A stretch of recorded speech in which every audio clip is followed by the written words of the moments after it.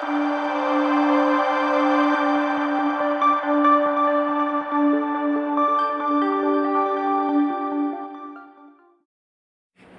த Lord. இன்று ஆண்டவர் உங்களுக்கு தரும் வார்த்தை ஏசாயா 55:10-11.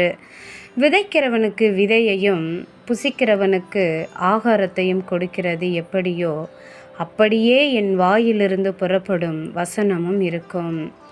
பிரியமானவர்களே, யோசியா ராஜாவின் நாட்களில் கர்த்தருடைய ஆலயம் பழுது பார்க்கப்பட்டு கொண்டிருந்தது.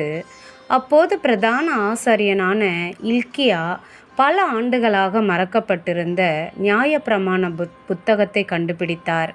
அதை சாப்பான் என்னும் செயலாளர் யோசியா ராஜாவிடம் வாசித்து காட்டினார்.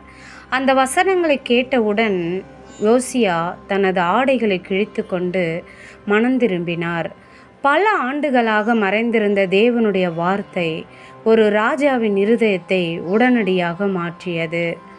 அதன்பின் யோசியா நாடு முழுவதும் மக்களை ஒன்று கூட்டி தேவனுடைய வார்த்தையை எல்லோருக்கும் வாசித்து காட்டினார். விக்கிரகங்களை அகற்றி ஆலயத்தை சுத்திகரித்து பஸ்கா பண்டிகையை மீண்டும் கொண்டாடும்படி கட்டளையிட்டார். ஒரே ஒரு புத்தகமாக கிடந்த தேவனுடைய வசனம் முழு தேசத்திலும் எழுப்புதலை உண்டாக்கியது. தேவன் அனுப்பிய வார்த்தை வீணாக திரும்பவில்லை.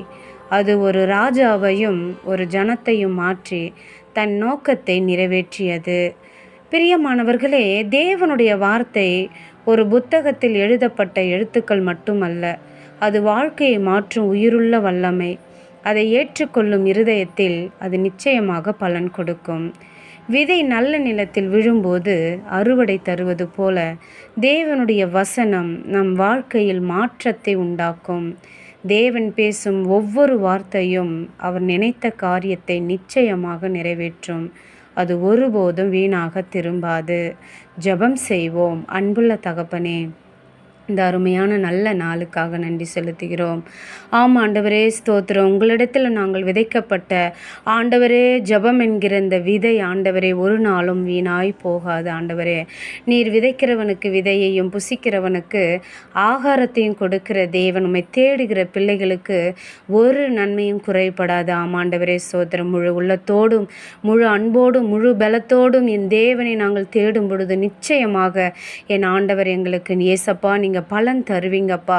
ஆண்டவரே, சோத்திரம் சோத்திரம். நாங்கள் ஜெபிக்கக்கூடாதபடிக்கு என் தேவனிடத்தில் நாங்கள் ஆண்டவரே கேட்கக்கூடாதபடிக்கு இருக்கிற எல்லா தடைகளையும் நீங்கள் உடைத்து அப்பா, நாங்கள் ஆண்டவரே ஜெபம் என்கிற விதையை நாங்கள் விதைக்கவும், ஆண்டவரே அதை நாங்கள் வசனங்களை புசிக்கவும், ஆண்டவரே அதன் பிரகாரம் நடக்கும் தேவன் நீர் கிருபை பாராட்டும்படியாக ஜெபிக்கிறோம் அப்பா. உம்முடைய வசனம் இருபுறம் உள்ள கருக்குள்ள பட்டயம் ஆண்டவரே, அந்த பட்டயத்தை நாங்கள் எப்பொழுதும் பிடித்து கொண்டு நிற்கிறவர்களாய் நீர் எங்களை மாற்றும். இயேசுவின் நாமத்தினால் ஜெபிக்கிறேன் ஜீவனுள்ள நல்ல தகப்பனே, ஆமேன்.